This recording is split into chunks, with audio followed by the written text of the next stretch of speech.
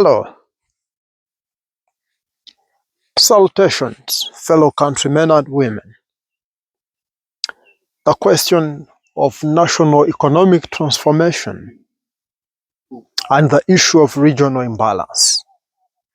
I have had, for a couple of months and weeks, an incredible opportunity of traversing this country. I have gone through Kigezi sub-region, covering Kisoro, Kabale, Rukunjiri, Kanungu. I have had an opportunity of cutting through the Ankoli corridor. I've gone through the Antonde. I have gone through Chiruhura and Kamwenge, through Fort Potro. I have had an opportunity now to traverse northern Uganda, and right now I'm in Lango. One thing seems to be clear, that our regions are clearly unbalanced. When you evaluate the implementation of national government programs, especially those that are aimed at enhancing economic transformation, you establish clearly that some regions are much favored than the other. For example, I would use an example of the stretch between the Antonde up to Kazo district. This is the area that covers Chiruhura and quite a number of districts. You find it clear that in this area there have been quite a number of circles that have been initiated by the government. These have tacitly had profound effect on the economic livelihood of the ordinary people. And you ask yourself a question, how come that if you move through Kigezi, you are not going to find these circles, but instead you will find financial institutions, our formal financial institutions, Stanbic Bank, Centenary Bank, Post Bank, Equity, and others. If you walk into Lila, for example, you won't find banks. Even the ordinary banks are not there. The circles, you don't even imagine that there can be a successful circle here. This creates an imbalance, a gross imbalance, as far as the creation of national opportunities is concerned.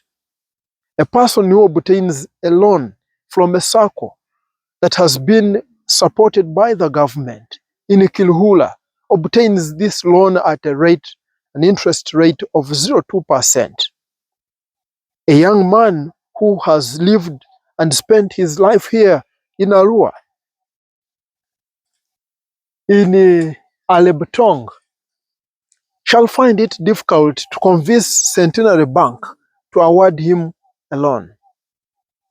Even when he is successful at obtaining this particular loan, this young man or young woman will find it extremely difficult to meet the terms of the loan. The interest shall be at a commercial rate, which is very high. And in the end, if he invests this fund into a project, he will have to sell his output or her output at a higher margin. He's facing the same market situation with those that obtain loans at a lower rate. This economically disempowers people from one region and renders them vulnerable. The rate of poverty here is skyrocketing.